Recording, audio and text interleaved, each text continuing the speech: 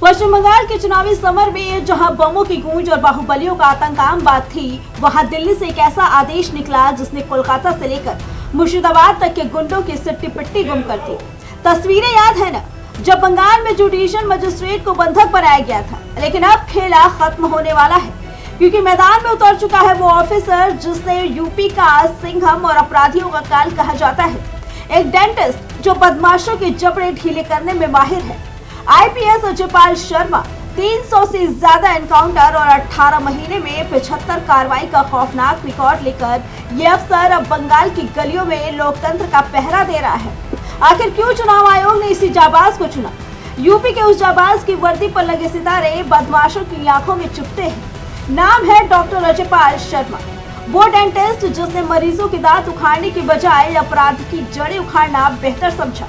2011 batch का ये IPS अधिकारी जब चलता है तो कैराना से जौनपुर तक माफियाओं के पसीने छूट जाते हैं। आज वही अजयपाल शर्मा बंगाल के चुनावी अखाड़े में पुलिस ऑब्जर्वर बनकर तैनात है।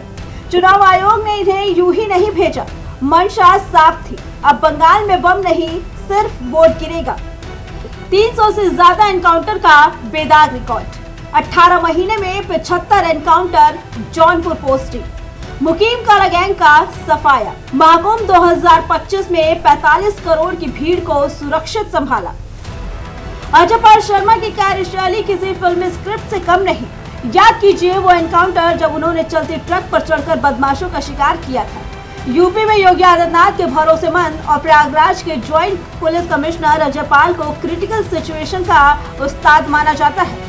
बंगाल के पहले चरण के चुनाव में जो 92% वोटिंग हुई, उसके पीछे इस अफसर का मनोवैज्ञानिक खौफ है।